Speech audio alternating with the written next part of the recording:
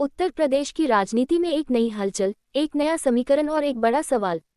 क्या 2027 में दलित मुस्लिम गठजोड़ यूपी की सत्ता का गेम चेंजर साबित होगा? क्या चंद्रशेखर आजाद बनेंगे आजम खान की पहली पसंद? और क्या इस सब के बीच मायावती का वोट बैंक खिसकता नजर आ रहा है?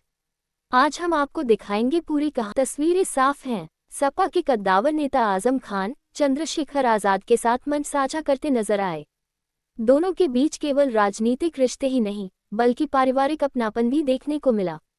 आजम खान ने चंद्रशेखर को गले लगाकर ये संदेश दिया कि आने वाले वक्त में राजनीति के समीकरण बदल सकते हैं।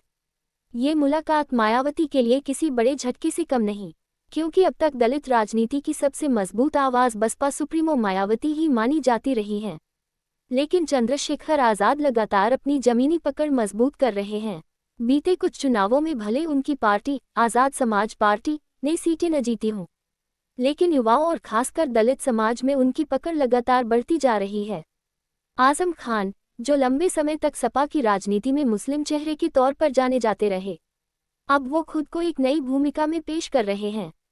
उनका झुकाव चंद्रशेखर की तरफ इशारा करता है कि मुस्लिम और दलित समाज के बीच एक नए गठजोड़ की जमीन तैयार हो रही है।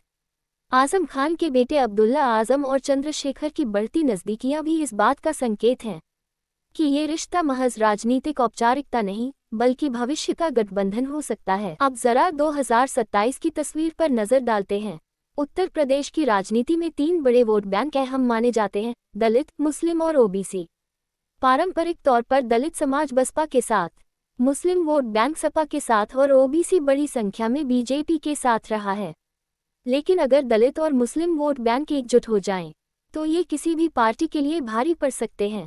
यूपी की 403 विधानसभा सीटों में से लगभग 200 सीटें ऐसी मानी जाती हैं जहां दलित और मुस्लिम वोटर निर्णायक भूमिका निभा सकते हैं। यही वजह है कि आजम और चंद्रशेखर की ये नज़दीकी 2027 मायावती के लिए ये हालात बेहद चुनौतीपूर्ण हैं, क्योंकि अगर दलित वोट बैंक का बड़ा हिस्सा चंद्रशेखर की तरफ शिफ्ट हो गया, तो बसपा की जमीन और भी कमजोर हो जाएगी। पहले ही बसपा के खाते में 2022 विधानसभा चुनाव में सिर्फ 1 सीट आई थी। अब अगर चंद्रशेखर युवा और दलित मतदाताओं को खींच ले जाते हैं, तो मायावती की राजनीति का ग्राफ और नीचे जा सकता है। लेकिन बड़ा सवाल ये भी है कि क्या दलित मुस्लिम गठजोड़ वाकई टिकाऊ साबित होगा? क्या समाजवादी पार्टी इस नए समीकरण का हिस्सा बनेगी, या फिर आजम खान अपनी अलग राह बनाएंगे? इसके अलावा बीजेपी भी इस गठजोड़ को आसानी से नहीं होने देगी। ओबीसी और सवर्ण वोटरों के साथ साथ बीजेपी ने पिछले चुनावों में दलितों के बीच भी अपनी पकड़ मजबूत की है। ऐसे में चंद्रशेखर और आजम की जोड़ी को कड़ी टक्कर मिलना तय है। तो साफ है कि यूपी की राजनीति में नया खेल शुरू हो चुका है। आजम खान और चंद्रशेखर आजाद की नज़दीकियां मायावती के लिए बड़ा सिरदर्द और 2027 की सियासत के लिए बड़ा फैक्टर बन सकती हैं। आखिरकार क्या दलित मुस्लिम गठजोड़ सत्ता की कुंजी बनेगा, या फिर ये सिर्फ एक चुनावी प्रयोग रह जाएगा? इसका जवाब आने वाला वक्त ही देगा।